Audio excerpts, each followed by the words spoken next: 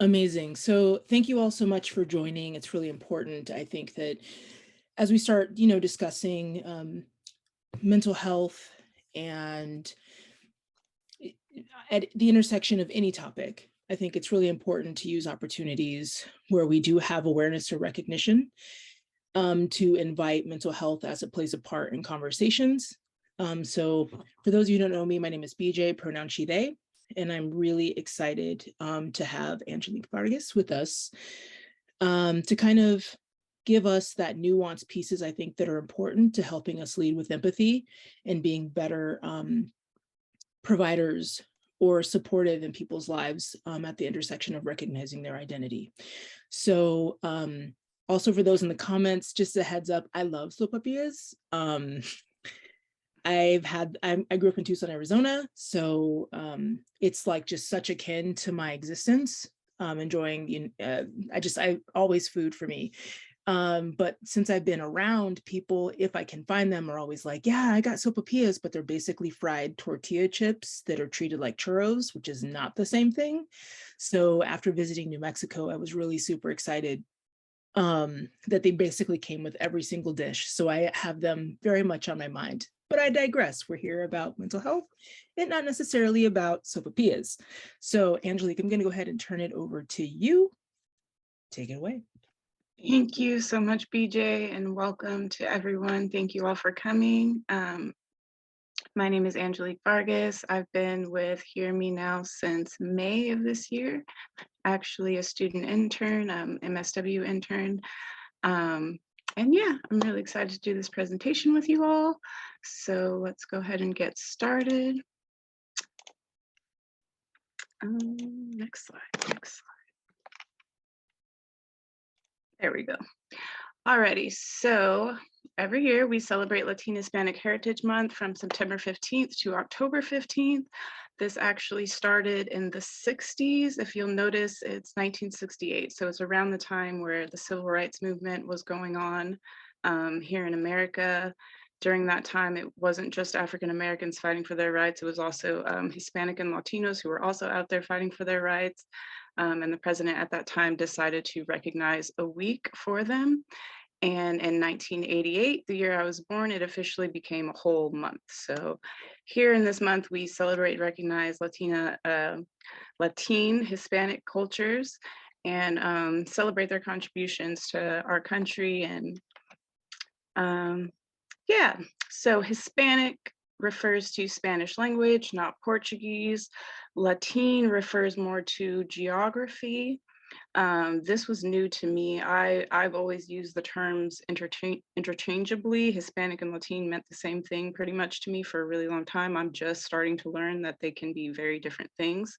And we're gonna, before we go further into the presentation, we're gonna watch a short video kind of going into that. Whoa.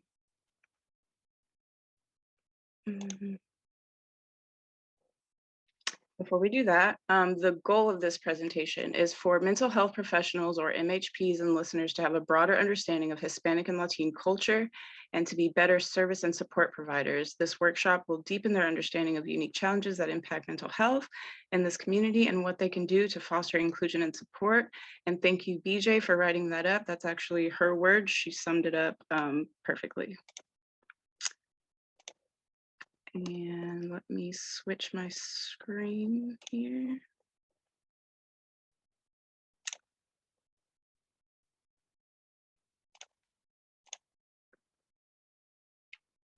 And please let me know if you guys can't hear this once it starts playing.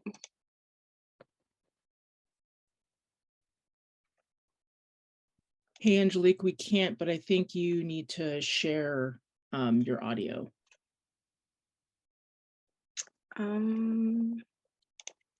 Audio settings. Or if you want to drop me the link and stop your share, I can. I will drop you the link because that'll probably be faster. No worries. Sorry, guys.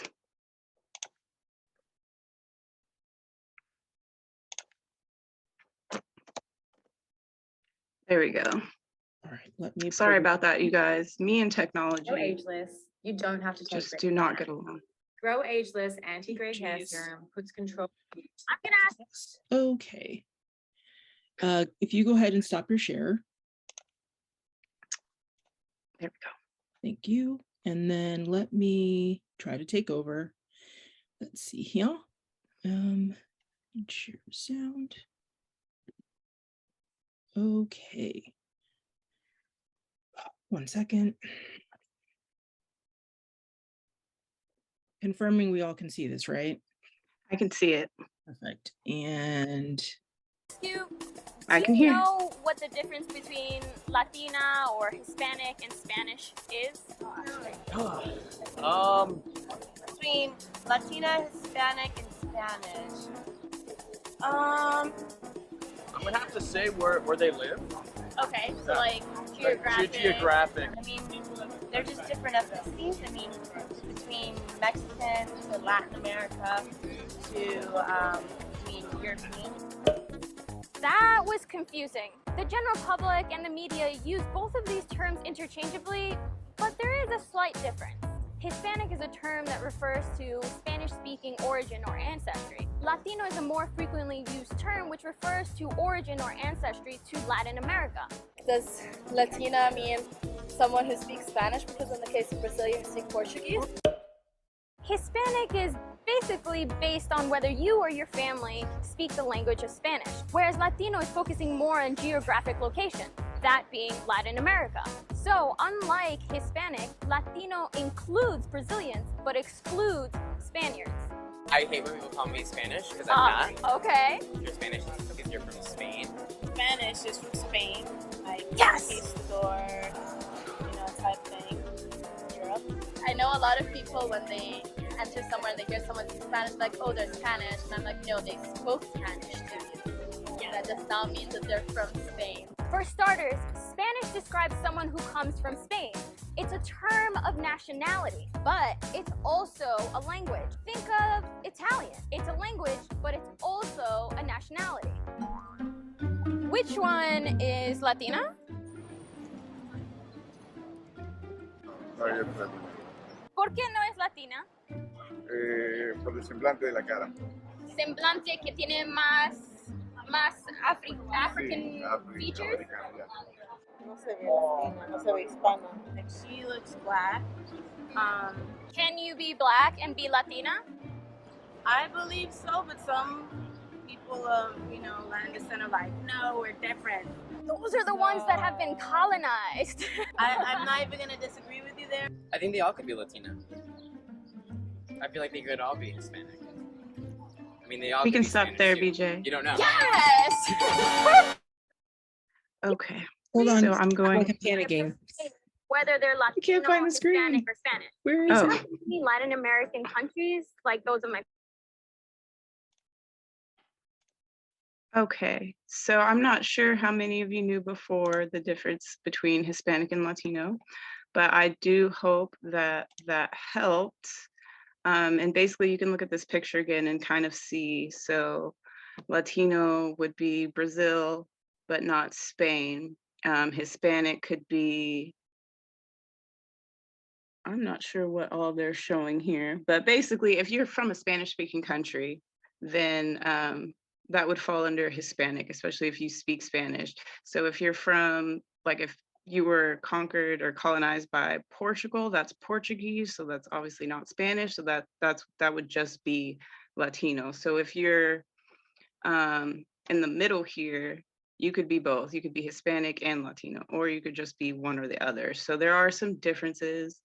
And for a long time in this country, not just like socially, we've used them interchangeably, but from everything to like census records, they've been used interchangeably a lot. I think a lot of people don't really know what they mean, but just be mindful that they do and can mean different things. So you might encounter somebody who tells you they're Latino, and if you assume they're Hispanic, you may be wrong. So just keep that in mind.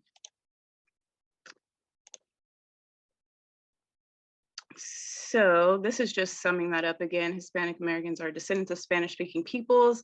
And then to address, so we have Latine here. I chose Latine because that's kind of easier for me to say. And you know, Latinx sounds kind of, it's like Latinx, it's kind of harsh at the end. So I think I like Latine better, but you can hear all kinds of different ones. So there's Latinx, Latine, both of those are gender neutral terms. And then there's obviously the standard Latinos, which could include male or female. And then there's just Latinas if you're talking about females. And like what was said in the video, heritage for Hispanic and Latino people can come from anywhere. I just put Africa, Europe, and indigenous here, but they could be Asian, they could be Russian, like they could literally, they could be from anywhere. If they're from any of those countries, they may still identify as Latino or Hispanic, even if they are maybe genetically something else. Some Latine people of African descent may choose to identify as Afro-Latine, and Hispanics are the largest ethnic minority in the US. There's more than 50 million, and I think it's actually more than 60 million now. So for a very, very brief history, in the early 1500s is when the Spanish explorers first started settling here. They obviously discovered it before that in the 1400s, but it took them a little bit longer to come back and actually start settling. When they did start settling, they immediately started you know, colonizing and acculturating the indigenous people who are already here into their culture. So if you think about that, that's at least, we're already in 2022 now. So that's at least 500 years of colonization that's been going on, starting in the Caribbean and South America, and then moving up to North America. And if you're wondering where did all the Africans come from, right after they started exploring and settling up there, they legalized slavery and the slave trade, and that's when the Spanish started bringing Africans in very large numbers to the Americas. And from there, as they started moving up, the Spanish were already in mainland of America, what we call the USA now. In the 1600s, some of our cities were founded by the Spanish. That includes Santa Fe in New Mexico. There's quite a few others also. And in the early 1700s, Mexico still owned most of the Southwest. So that includes California, Texas. It's also Arizona, New Mexico, Utah, part of Colorado. So if you think about in your head, like not too long ago, where I am right now in California, this used to be Mexico. In the 1800s is when we start getting into more of like what we see now, like how geography, how our borders came to be what they are now. In 1821, Mexico got its independence from Spain. In 1848 was the end of the Mexican-American War. That's when Mexico lost their land to the US. So again, not that long ago. 1898 was the end of the Spanish-American War. This is when Cuba got its independence. This is also when Puerto Rico became a Commonwealth of the United States. So if you're wondering, or if you've ever wondered, why do Puerto Ricans have US citizenship? It's because when Spain left, they basically gave the island to America. And a few years after that, they realized, well, if they're gonna own the island, that we should have some kind of rights, right? So I think it was around 1910, 1917, somewhere around there. Within the next 20 years after the US got Puerto Rico, we became citizens just automatically by birth. 1959, communist revolution in Cuba, increased migration to the US from Cuba. And then 1969, increased air travel also started to increase migration to the US from a lot of Latin countries, specifically in South America. A lot of people from South America started coming up to mainland America, and that could be due to so many different reasons. It could be economic issues, it could be like food scarcity, political turmoil, all types of things going on in their home countries may have influenced migration to the US. So keeping that history in mind, when we talk about mental health today, one of the main things that we like to talk about is intersectionality. We know that especially for minority groups, people who aren't part of the dominant society, your identities, all of our identities, whether it's who we are racially, what language we speak, all these things kind of interact with each other and interact with systems in the greater society that can influence can influence our mental health. It can influence how we get help for mental health. It can influence if we even do get help for mental health, or if we know about the help that we can get for mental health. So when talking about Latino and Hispanic people specifically, when it comes to race, as a provider or as a helping person, you want to keep in mind that we're a very diverse group of people. We all are, no matter what group we come from. But Hispanic Latino people, they come from all over. There's so many. I think it's like 50 something countries, maybe. They come from all over the place. They can be of any race. They could speak any language. They could speak multiple languages. Gender and sexuality. I didn't put this data here, but the majority of LGBTQIA people in our country identify as Hispanic or Latino. I think it's about somewhere between 13 and 17%. So that's something to keep in mind also. Ability, 9% of Hispanic Latino people live with a mental, physical, or cognitive impairment. And religion and spirituality, again, very, very diverse. These are just some of them: Roman Catholicism, Baptist Christianity, Islam, so on and so forth. So when you're a provider and you're working with people who identify, you want to find out all their identities. Don't stop at Hispanic and Latino. You want to really get to know them. You want to see how all these factors impact who they are, how it influenced how they got to where they are, and how it can influence how you help them. So we'll take religion and spirituality. Religion and spirituality can be protective factors for a lot of people, not always, but they can be. So if you're working with someone, they tell you, I'm Mexican, I'm Catholic, and I want to incorporate that into my treatment, then the best thing for you to do would be to obviously find ways to incorporate that into their treatment. Say they are Spanish speaking, you want to make sure that you have resources that are geared toward that population, or at least geared toward being inclusive of that population. So do they have Spanish translated paperwork? Do they have Spanish speaking people? And if you're working with someone and they prefer someone who speaks Spanish and you don't speak Spanish, what can you do to support them? Maybe getting them a translator, maybe even learning Spanish yourself. Obviously that would take a lot longer, but just think of different ways you could support that community and make sure that they do feel included, because that is really important. Other identities: employment and class, education, immigration and citizen status, politics. And I didn't put nationality on here, but I meant to. But nationality is also very important. So you may encounter someone who may say, oh, I'm Mexican, but you look at them and they just look like a Caucasian person to you. They have blonde hair, blue eyes, and you're like, oh, you're not Mexican. Keep in mind, again, very diverse groups of people, right? You can go to Mexico right now and really see people with blonde hair and blue eyes who identify as Mexican. So, respect that. I had a coworker when I worked in K through 12, and she's one of the people I'm talking about. She has blonde hair, blue eyes. She came in to teach the kids one day, and our kids are majority Hispanic. I think our classroom was like 90% Mexican.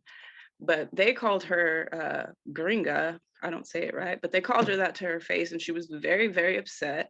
And we had to take like a 15-minute break to explain to the kids that, nationality and genetics aren't necessarily the same.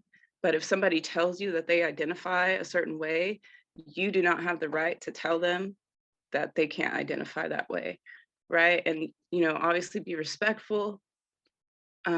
If you're explaining this to somebody else, and if it's you yourself, be mindful of how you react. If somebody tells you that, be mindful of your facial expression, be mindful of how you respond. Ask questions to learn. Don't try to, combat and say, well, no, actually you're this, not that. Very diverse group. You have no idea. So just be mindful of that. Don't make any assumptions.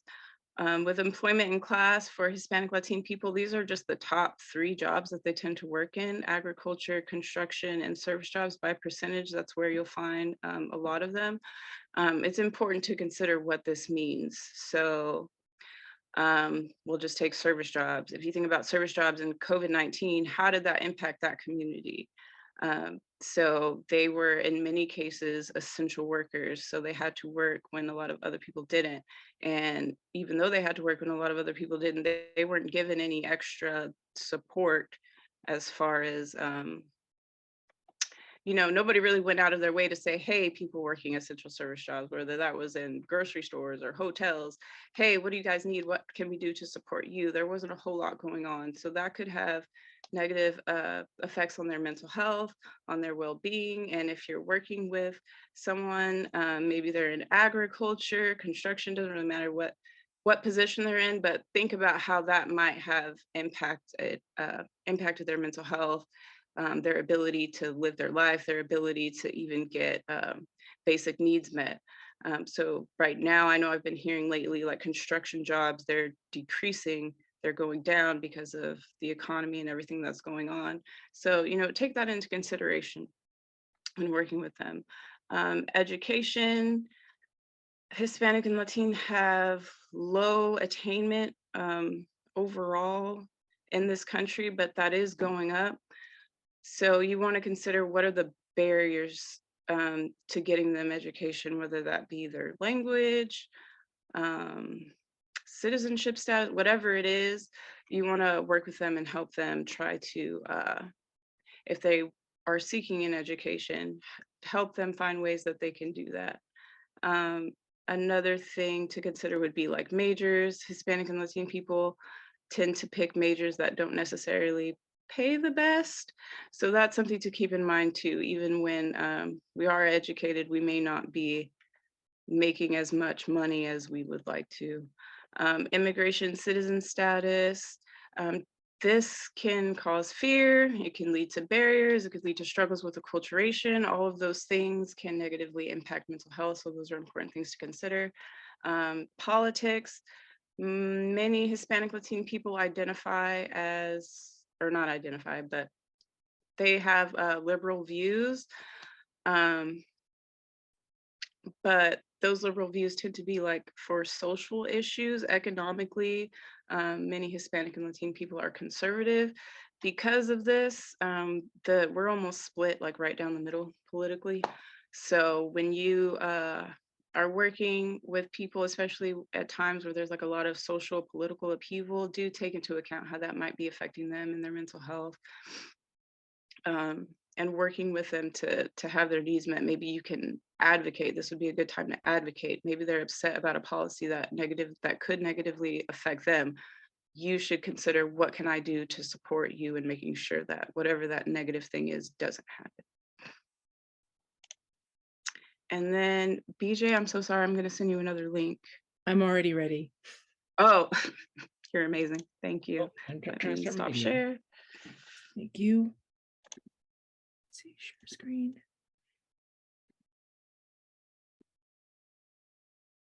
I've been spit at for holding my lover's hand in public.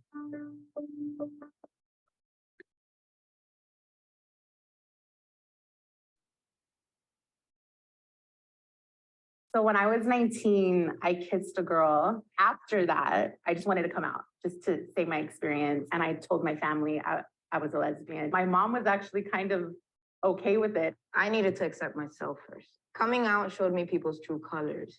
Who loved me, who didn't, who accepted me. People don't necessarily need to know what's happening in the bed, because do we ask straight people that? No. Everybody always questioned me through life, what I was. You know, I didn't know what I was trans until 2 years ago. I didn't owe anybody my coming out but myself. I got blackmailed for being a lesbian in the military. I just feel like we could be moving past some of these times and just normalize the fact that you just like the same sex. No, I don't. My mother's Christian. She's a Pentecostal Christian.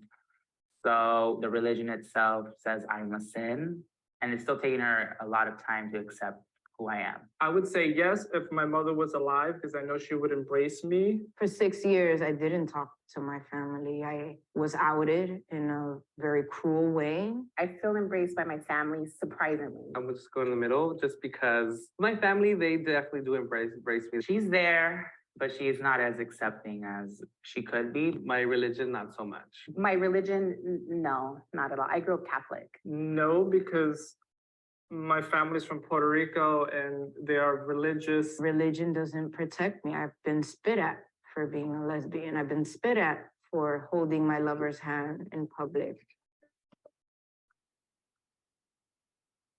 Yes and no, because I feel like sometimes we see gay characters on TV. Sometimes we don't get portrayed as well on TV. Growing up in New York, I felt invisible.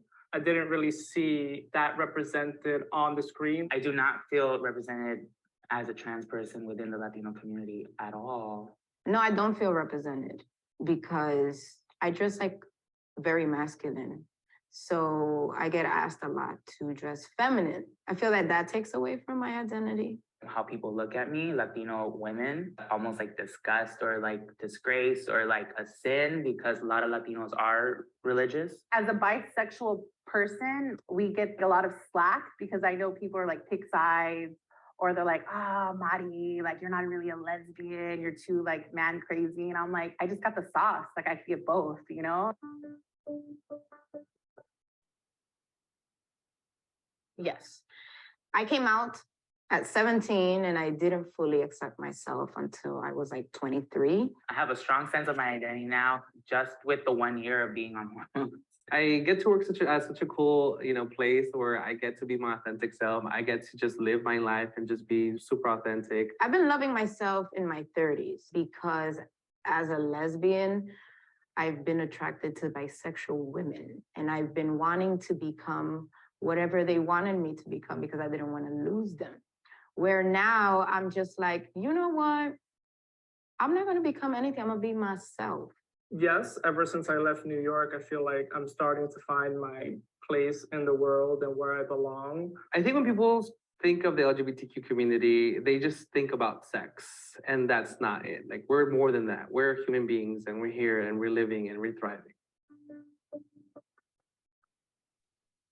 We can stop Yes, it. the larger Latino community is progressing just based off what.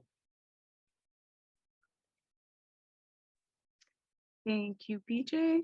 So some of the main takeaways from that video, if you guys noticed, like when they brought up religion, for some people it was a protective factor, but for some people it wasn't.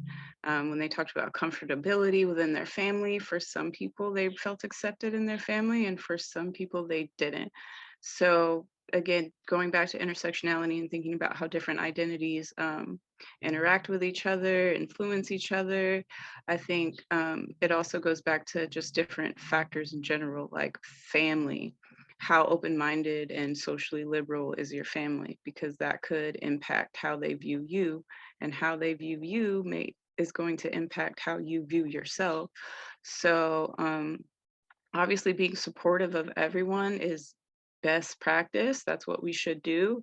But we also have to recognize that everybody isn't supportive, and that for some people it can be a lot harder to live their life just because of an identity they have, or even an identity other people assume about them. It doesn't even have to actually be their identity, but somebody can assume something about you, and that can now affect you.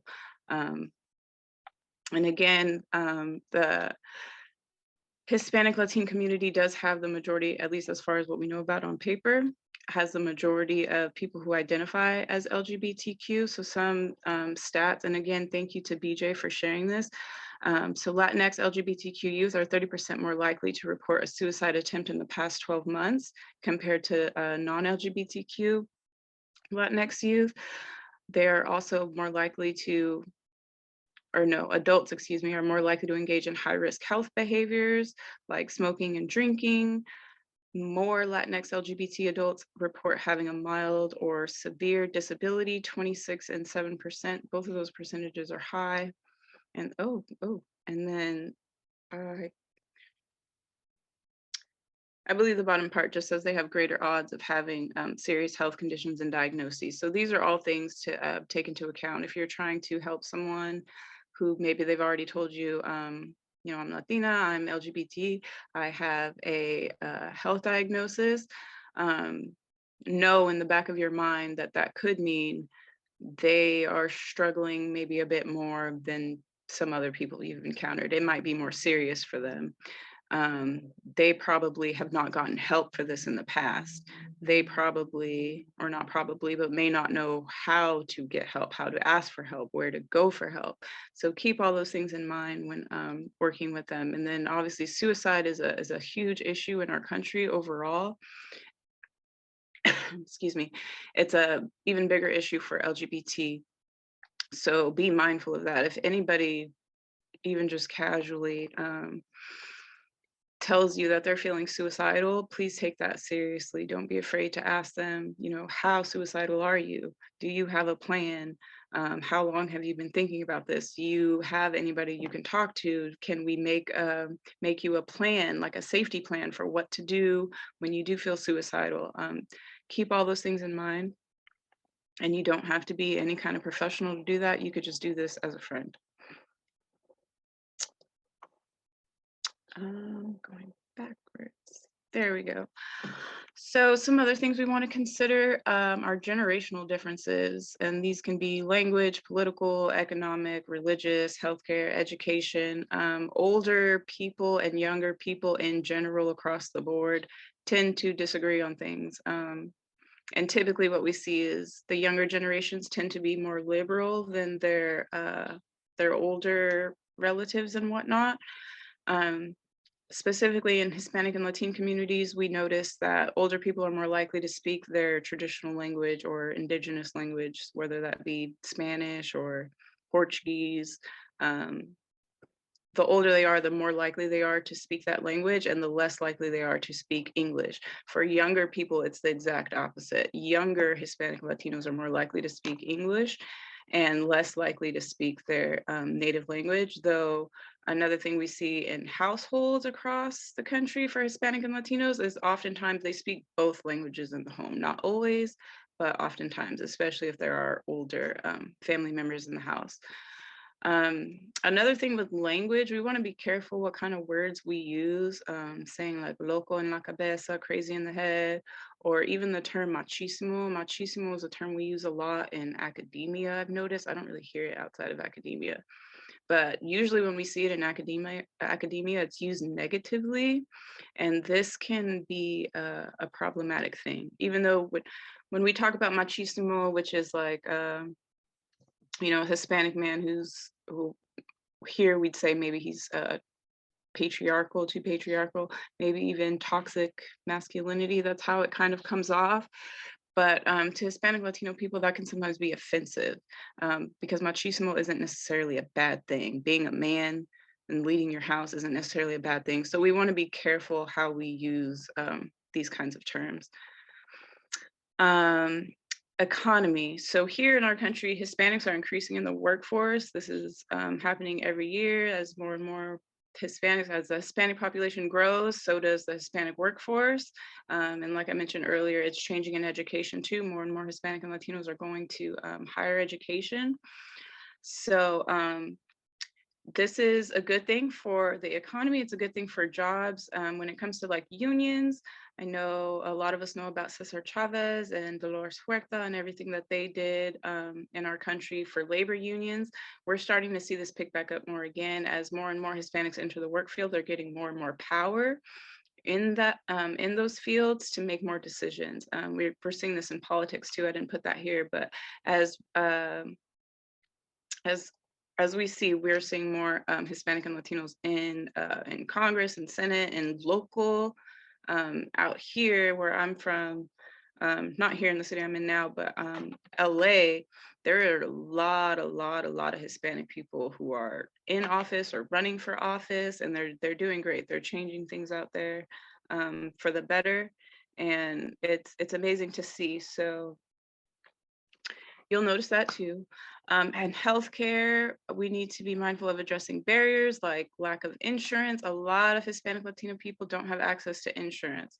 And I tried to see why. Sometimes it's because of lack of citizenship, but sometimes it's just uh, it seems like there's a lack of education. They're not sure how to get it. They don't know where to go to get it. Or it could be barriers like not being able to fill out the paperwork because the paperwork's in English and they don't speak English. It could be all types of things.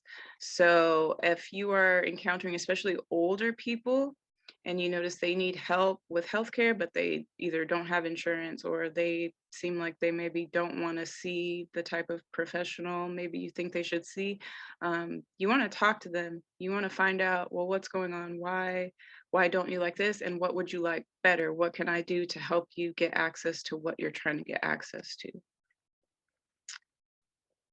And, okay, so some statistics. And yeah, I knew it went up. So it's about 60.5 million Hispanics in America right now, which is 18.4% of the population and growing. 91% speak English fluently when US born. Again, so younger generations, they don't have a problem picking up English. A lot of times it's going to be their first language, especially as we go further and further into the future. So again, that's not really a problem for younger people, but when you are working with older people, you do want to keep that in mind. Even if they do speak English, they may prefer Spanish. It doesn't hurt to ask, or not Spanish, maybe Portuguese, whatever language they prefer. Don't be afraid to ask. 71% or more speak 71% speak more than one language at home. So again, oftentimes they'll speak 2 languages in the household, maybe even 3. Less than 30% are foreign born. 70% graduate high school. This is a stat that kind of shocked me. So only 70% of Hispanics, Hispanic and Latinos are graduating from high school. I'm not sure if that's because this includes people who immigrated maybe when they were older, so they didn't go to high school. I'm not sure why that number is so low, but if you're providing help to someone, keep in mind, the education level. Make sure you're using words that they understand. Make sure you are helping them to understand what they don't understand also. 17% earn their bachelor's, 5% earn a graduate degree or higher. Average earnings are $55,658, which isn't bad. I'm pretty sure that's above poverty. I think that's above average too. I think the average for the whole country overall is like 43, somewhere around there. So typically income-wise, they do very well. 11% of all LGBT identify as Hispanic Latine, 19% lack health insurance. So again, there's barriers to access to insurance. And a lot of times to get mental health care in this country, you do need some type of insurance. So if you're working with someone who doesn't have insurance, please help them try to figure out how they can get insurance. Or if they can't get insurance, help them figure out how they can get the type of help that they're seeking without insurance.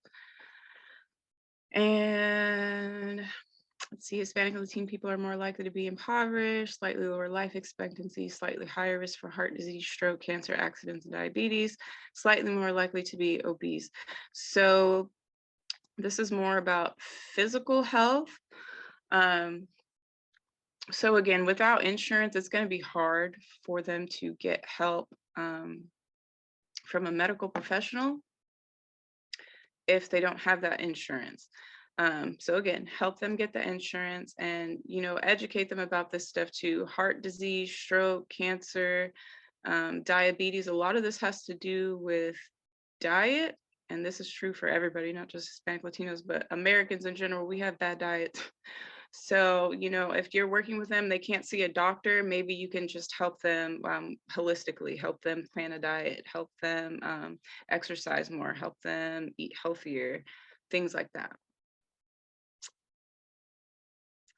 And then moving into more mental health stuff, 16% reported a mental illness in the past year. Only 35% of those people got treated. So again, this could be lack of insurance. It could be stigma. It could be fear of treatment. It could be not trusting the treatment. It could be so many things. If you have a friend or you encounter someone and they tell you that they have a mental illness, that they're not getting help for it, that they would like help for it, try to help them figure out how they can get that help. 22% of Latino youth had depressive symptoms and only 8% received treatment. So that's an even lower number. For Latino youth, the number could be so low because they're not sure how to tell their parents that they need help. They're not sure to tell their teachers that they need help. They don't know that they need help. You know, it could be so many things, but I think what one of the things that we can all do is just make sure that we are educating others, educating ourselves. Depression is pretty common thing that we all experience it at least once in our lives. So, you know, be mindful of how that made you feel when you went through it and how it might make them feel. Think about what helped you, what you wish you had, and you know, use all that to try and help others. Hispanic and Latino people are at higher risk for a substance use disorder. Again, only 9% get treatment. Higher risk for suicidal ideation and attempts, higher risk for serious, long-lasting mental illness, and the risk increases for those who identify as LGBT. So again, think about intersectionality and how all of our different identities, how we interact with systems can impact our mental health and our ability to get help for our mental health. There are a lot of websites I'm seeing coming up that focus specifically on, like there's Latinx therapy, therapy for Latinx, and there's a lot of sites too that have directories where you can search for specific things. So say you're working with someone who is, say she's Colombian, transsexual, she wants to work with someone who is more likely to understand her and be supportive of her. Do know that you can search for these things online, and it may take a while, but it's worth it to help someone find the right kind of help. You don't want to send somebody, just tell someone, oh, go get therapy, you need therapy, and then they go get therapy and the therapist is not a match for them. It defeats the purpose, right? So do keep in mind that you can assist people yourself and be inclusive and respectful and understanding and supportive. And you can also, you know, refer someone who you think can do all those things also, and maybe will, for some reason, be more effective than you will. And that's okay. So oppression and discrimination. So going back to that history that we briefly went over earlier, it's been like 400 or 500 years of colonialism here in the Americas, and really it hasn't stopped. It's still very much a thing, and it still affects people. And this can cause trauma. It's called generational trauma. And it's just due to years and years of, you know, losing your culture, integrating into a new culture, learning new languages, losing old religions, learning new religions, you know, all these things. And I put genetics here because I just learned recently that generational trauma can actually be passed down genetically. So they've done studies on like Native American groups and found that, you know, not just in via pregnancy, because some of us may know, if the mother is depressed or anxious or anything like that, it can affect her baby. And this can be true generationally. So it affects the genes. So be mindful of that. Discrimination, racism, ableism, ageism, homophobia, transphobia, your religiosity, your spirituality, all of those things, they can be protective factors or they can be risk factors. You may feel protected by your Catholicism. You may feel like, well, you know, I have God, I have the church, I have, you know, community, I'm good. Whereas somebody else may feel like, well, I grew up Catholic, but church doesn't accept me. All of those things impact our mental health. To go into a little bit more about racism, colorism in the Hispanic Latino community can be very, very harmful. and not just within that community, but outside of the community. I grew up in America. I've been in California most of my life. My mother's African American, my father's Puerto Rican. When I would tell people that I was Puerto Rican when I was younger, or that I was mixed Black and Puerto Rican, they'd be like, oh, so you're Mexican? No, I'm Puerto Rican. They don't mean the same thing. And then they'd be confused, like, well, why don't you look like Jennifer Lopez? Everybody doesn't look like Jennifer Lopez, right? So color discrimination can be a huge problem. It can affect well-being, it can affect self-esteem, it can affect mental health, right? Another thing to consider, systemic injustice and barriers to care. These can all legal, educational, occupational, so job discrimination, legal discrimination. It can be more difficult for Hispanic Latino people to get, say, a lawyer if they get arrested for something. And what if they are a Spanish-speaking person? Are they even going to understand what they're being arrested for? Are they going to know how to defend themselves? We really need to, as mental health professionals, advocate to make sure that they have translator services, that they do understand what's going on, and that they have fair access to the same things we all have access to, whether that's housing or healthcare or jobs. There's a lot of barriers that can come in between Hispanic and Latino people that can prevent them from having access to those things. So we need to be mindful of that and make sure that we're addressing it and making sure that we make it as easy for them as possible, at least as easy as it is for everybody else, theoretically at least, right? And then poverty. So like I showed earlier, on average, Hispanic and Latino people are doing well. On average, they're not impoverished overall, but they can be. So to be mindful, poverty does mean less access to resources, and it also means an increased competition for resources. One thing that we see when that happens, when you have low resources and high competition, is gang violence. So when you're working with Hispanic Latino people, also be mindful of that. If they're coming from an impoverished neighborhood, gang violence may play some kind of role in their life. And I'm not necessarily saying that they're in a gang, but even if they are not in a gang, they could still be impacted by gangs. I, again, grew up in California, Southern California, and LA. I bounced around house to house while my mom was working, whether that was in Inglewood or Compton or Watts. I've never been in a gang, but I have definitely been impacted by gang violence. So keep that in mind, how that can impact them, whether that be them living in fear, them feeling insecure, them being confused, like what are these people doing? It can impact their mental health. So be mindful of that. Ways to help. I'm not sure if I'm going to say this right, but Quinto, storytelling. So one of the main things in mental health that we don't want to do ever when working with any population is make assumptions.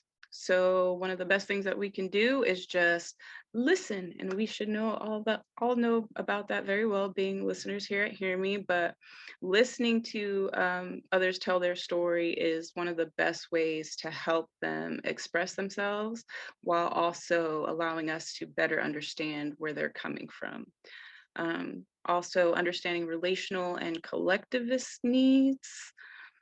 So that kind of means with Hispanic and Latino people, sometimes they're more worried about their whole family, not necessarily just themselves. So they may come to you and say, you know, I'm feeling depressed.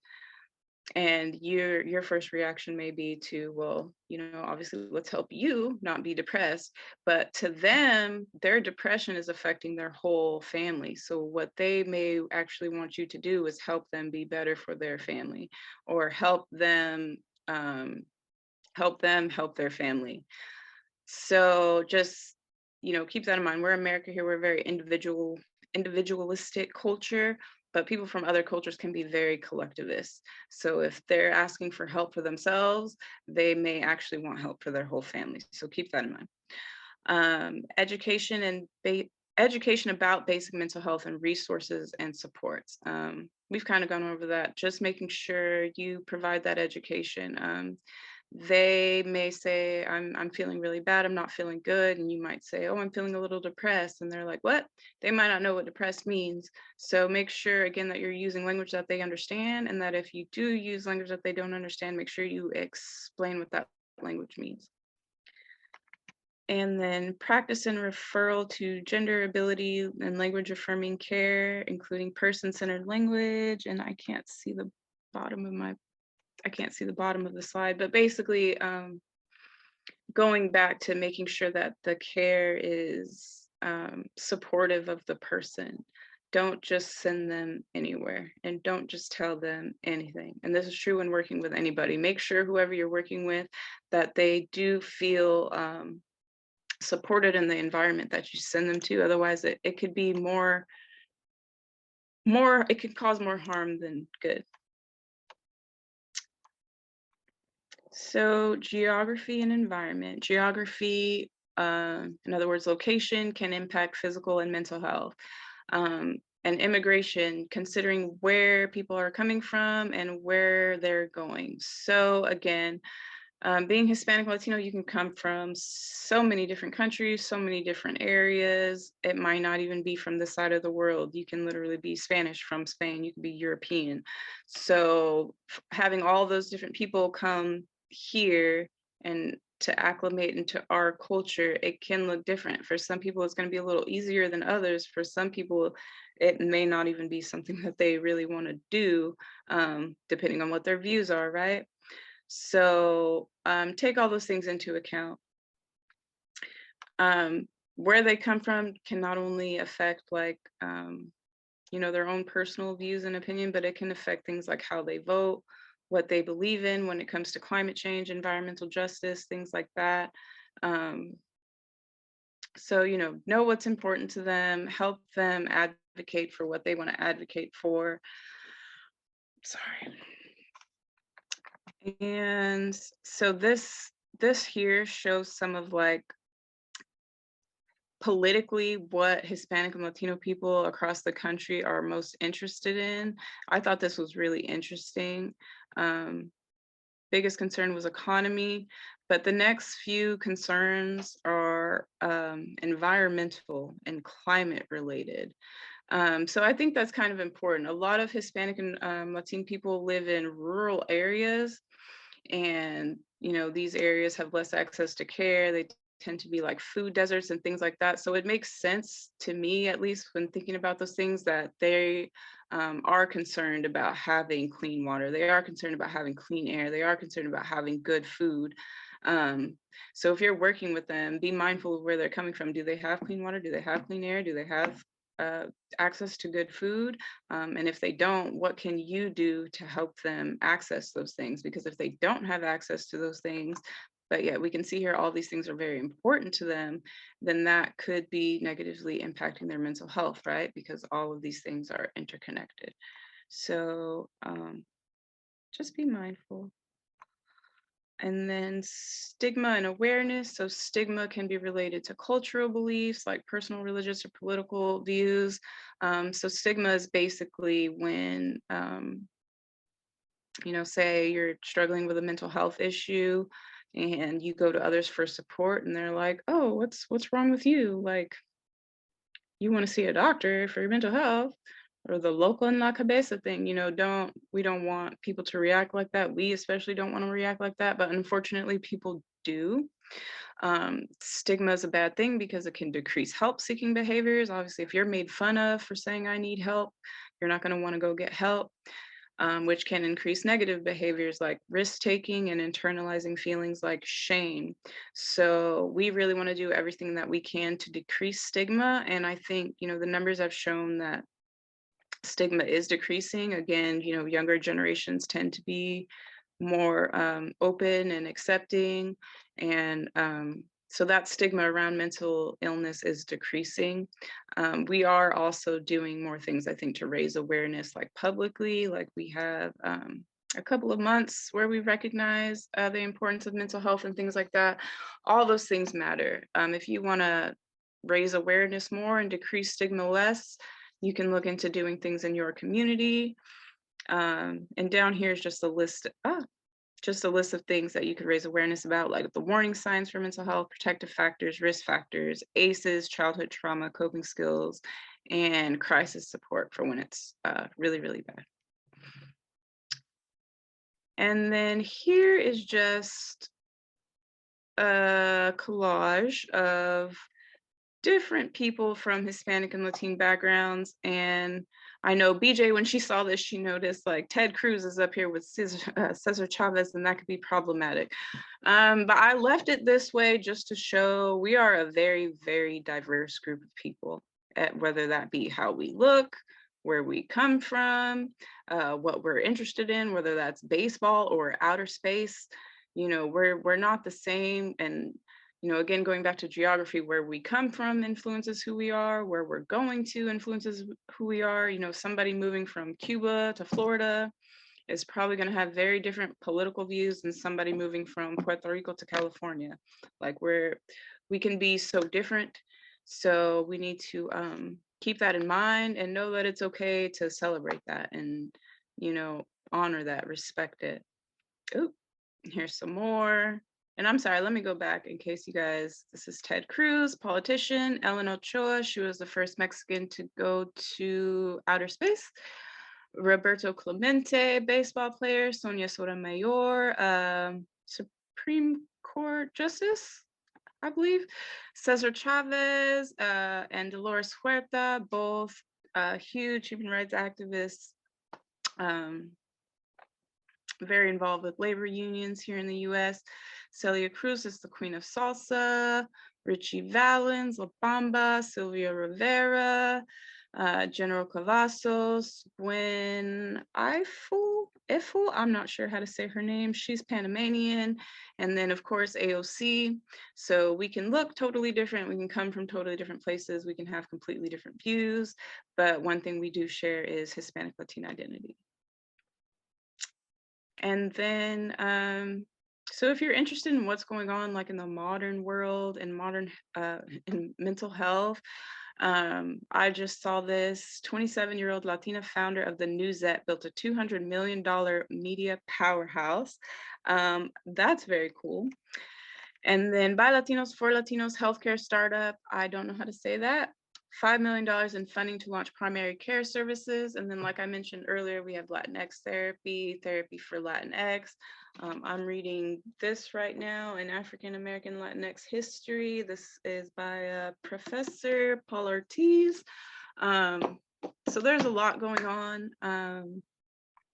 I encourage you all to see if there's anything going on in the mental health field right now that stands out to you, or anything that you could get involved with to support Hispanic Latino people. And let's see. So here, just in short, if you guys got this presentation, you can click on all these later. But there is, this one here is a government-run website that has a lot of information. And then, yeah, there's just different links to stuff for ways to celebrate this month. And then at the end here, we have more history. And again, I'm not going to go through all of this, but if you're interested, you can go through, learn more about different countries.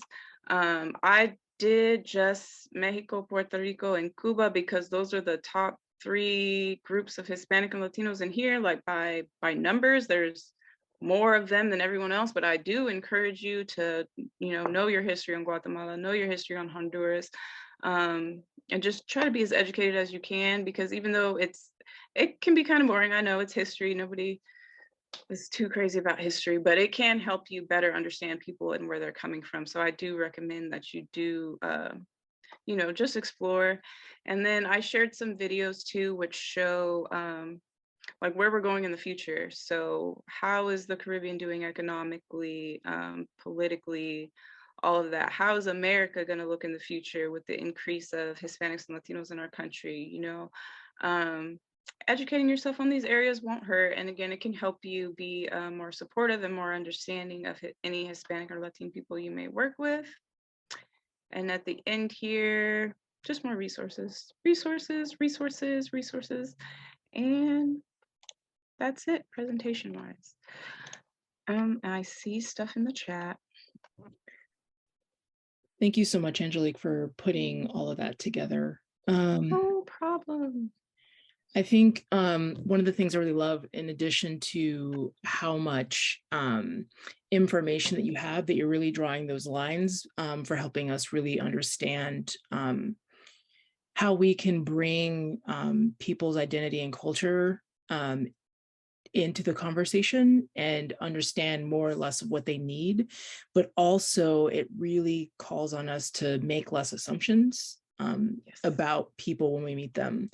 I can say personally, being from Arizona, like geographically, right? Most of the people that I'm engaging with, are of Mexican descent. And then I moved to New York, and then I was like, a whole new world. Yeah. To where it was even broken down further, where like, Spanish Harlem, and like the Puerto Ricans lived in this area, the Dominicans lived over here. And like, it was really interesting to then have to, change my mindset and go, right, I can't just assume everybody is Mexican. Got it. Right. So like, let's start actually having conversations about your identity. So I'm opening this up kind of, if anyone has questions, please put them in the chat. But I'm curious, when we start talking about, you said something about, the essential workers, right? And talking about health insurance. And one thing I was thinking about, when you're looking at like agriculture or construction,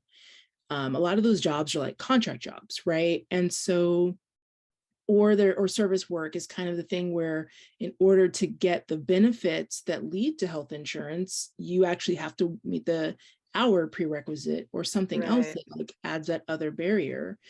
And I'm just kind of like curious, and maybe you don't know, maybe this is a thing we figure out, later. Have you heard of any national resources or organizations that kind of offer that support for people in terms of like language access or medical access? Unfortunately, no. And hopefully something like that does exist, but if it does, I have not come across it. My go-to has just been Googling exactly what I'm looking for. So, yeah, no, that's definitely something to look into and see if it does exist. But as of right now, I'm not sure. And I don't know if we could do something like that nationally, because everywhere is so different. Like California is probably a little more, we kind of go out of our way a little more because there's more Hispanics here, right? And if we don't go out of our way, there's going to be a lot of people who don't have what they need to have. But in other states where there's maybe not a larger Hispanic Latine population, they may not have nothing for them at all. So something to look into.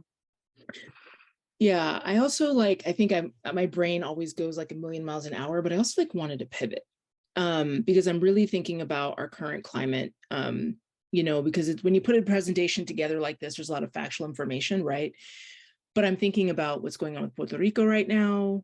I'm thinking about, how we in our culture treat, people who migrate here. And I'm just,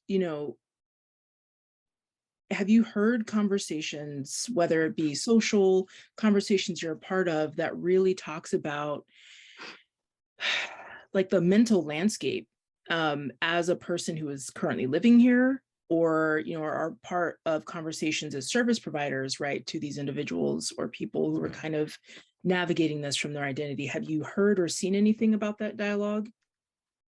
Not on a professional level, just like amongst friends, we talk about this, right?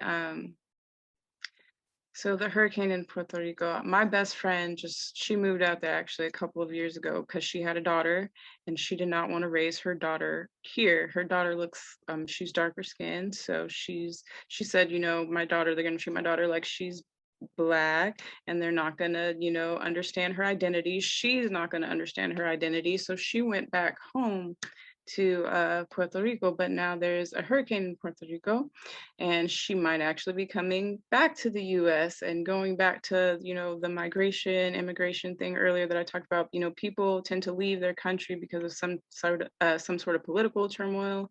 economic turmoil, social turmoil, or like right now, a natural disaster. And that can be conflicting. You know, she really doesn't want to leave, but the US is in a way gonna save her because, you know, they're not doing enough to help Puerto Rico, that they still don't have electricity. So it's stay home and be happy that you're home and be happy that you're with your people, or come back to the US and, you know, be safer. So there's a lot of nuance there. And then, and people, for every person, it's going to be different. Their relationships with this country and their home country, it's going to change. Again, we can't make assumptions. And these conversations, depending on who's having them, can be very intense, because for some people, it's not a pleasant thing to talk about. Like, even for me, I have very conflicting feelings about the US. I love America. I'm American. I'm proud to be American, I guess. But I also feel very torn and upset about it. I'm not happy that Puerto Rico is a commonwealth of the US. When we ended that war with Spain, we should have got our independence. Cuba got their independence. I don't know why we didn't.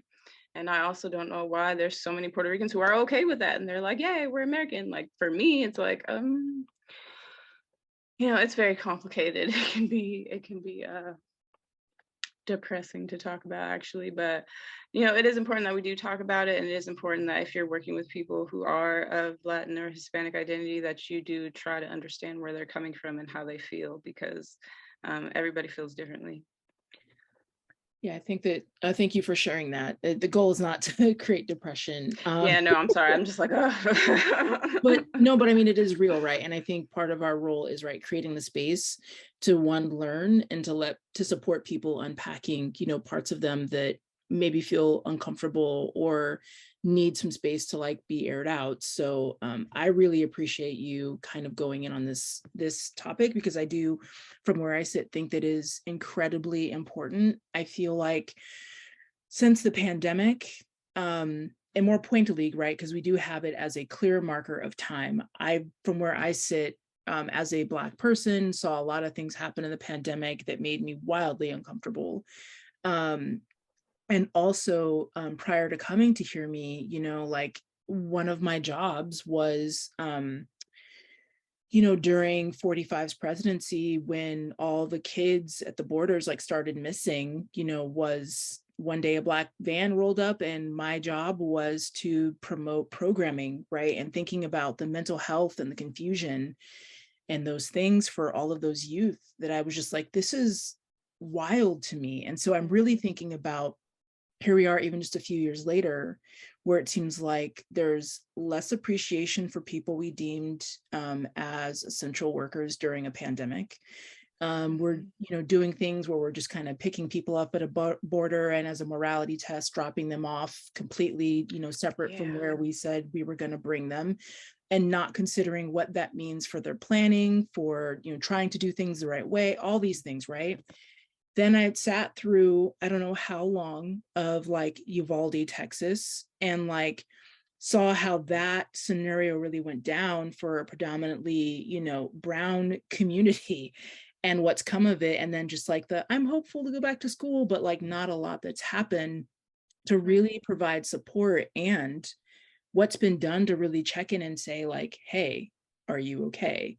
Hey, do we have like, there's so many things I think I'm trying to say that are normalized, that really impact the mental health of people. And from where I sit, it feels like a constant gaslight of like, I know this isn't right, but nothing's ever gonna, you know, and it's just this thing that we keep kind of piling down. So I'm saying all this because I'm grateful that maybe when people watch this in their own time, that they start to think about all of the different things that we see every day that don't necessarily piece together, that impact, you know, Hispanic and Latine communities, or any community of color, or if that matter, not make assumptions about anybody's identity, and just think about that all these things intersectionally are going on for people, and that leading with empathy, asking questions, and listening is probably the best move we can make to kind of create change and support people. Okay, rant over. No. Yeah. No, I appreciate it. And I agree. And going back to Uvalde, that was so hard to watch, but you bring up a great point. I'm not sure if those kids and teachers who experienced that got any mental health support. Again, I keep going back to me, but San Bernardino, the mass shooting that was out here, myself and my students got locked down that day because when they first attacked that building, we assumed, because it's an inland regional center, which is for people with special needs, we assumed that they're attacking people with special needs. We're in a special needs classroom. So we freaked out, we shut down. And did we get any mental health support after that? No. Did our kids get any support after that? No. And that's just one lockdown. There was another shooting at the elementary school that I went to, North Park Elementary School. We locked down for that one too. Did we get any mental health support? No. Did they talk to our kids? No. Did they give us any any resources at all? No. So that's important to think about. And I'm sure, that didn't just affect Uvalde, right? That affects us all. Especially when we're like, in the summer and parents, people have to start thinking about sending their kids back to school. Exactly. And we're having conversations leading up to that around, this also like major tangent, but also relevant, goes to now teachers are carrying firearms in classrooms and like all these other things that don't, and so part of my brain immediately as you're speaking kind of goes to, but what resources, do you think people should be offering? Because part of the conversation, centers around change and those types of things, right? But we definitely see a resistance and a tripling, quadrupling down on certain practices being more okay. Where for some of the places that we sit, we're like, this doesn't make any kind of sense. So like, how do you support people around that kind of thinking that logically just doesn't, 2 + 2 = 88? Like what? Yeah, I hope that overall as a society, we start putting into practice what we know, right? Because we know how important mental health is. We know that when people have a mental illness and that goes unaddressed, what can happen. The Uvalde shooter himself was a Hispanic or Latino male. Obviously, he did not get the mental health support he needed. This whole thing could have been avoided had he got it. I've worked in K through 12. We have one psychologist for like the whole day. It's the same with one nurse for the whole day. You know how many kids we have in our district, especially here in California? We have a lot of students at each one of our schools. There is not enough mental health support. And it's not, they'll say it's because of the budget. We can't afford a psychologist. But I'm telling you, I've seen those budgets. I've seen the principal at the school I work at spend $20,000 in 1 year on flags. So you could spend that money on flags, but we can't get mental health support for our kids. A lot of this stuff is so preventable, and we're just not like us to blame us, but as a society as a whole, policy-wise, we're not doing enough to prevent these horrible things from happening. And that's a problem that's got to change. And hopefully, I keep putting it all on the younger generation, like y'all are changing, y'all are getting more liberal. A lot of weight on the shoulders. Yeah. But I really do hope that by the time, because I'm a mother too, I hope that by the time that my kids are my age, that the world is a better place, that we do take mental health seriously, that we do focus more on prevention instead of locking people up or whatever we do when when we didn't prevent what we could have prevented. So the purpose of this for me was just to put out some education and just to be supportive and to remind you all to be supportive of not just Hispanic and Latino people, but of everybody, and to take into account we're all so different, but really at the end of the day, we're all impacted by the same things. It doesn't matter what race we are. If our mental health is bad, our mental health is bad. And we need help. And, please, all of us, if we all just did our part to help each other, the world would be such a better place. And that sounds so corny, but it's literally true. Like, we can all change the world. Like, we literally can. And I just hope that, I hope we all actually do. I'm trying every day. I know BJ be trying every day, we all just got to keep trying, support each other. No, that's real. And I appreciate it. And so I think just as a final thought, I think for anyone who watches this, I think key takeaways, right, are really leading with questions and wonder instead of leading with assumption and how we perceive people and placing that on them and giving them space for them to teach us about them. And also when you provide resources, right, if you really care about the person or the people you're working with, that there is some diligence that needs to happen in making sure that we are sending the supportive, affirming resources that people are really seeking versus assuming what it is we think they need and doing our best to make sure that it's accessible for them as well. Like if I send somebody a pamphlet who's looking, in Spanish, who's looking for something in Korean, I'm not doing them a whole lot of good, right? But if I understand culturally what the needs are and align my networks and resources to provide support with people I also trust, I can actually do a lot of good. So I thank everyone for joining. And I thank Angelique so much for putting this together. I'll make sure that this presentation goes out because there's a lot of resources, there's a lot of information and a lot of breakdown. So yeah, thank you so much. Have a great day, everybody. Thank you. Bye.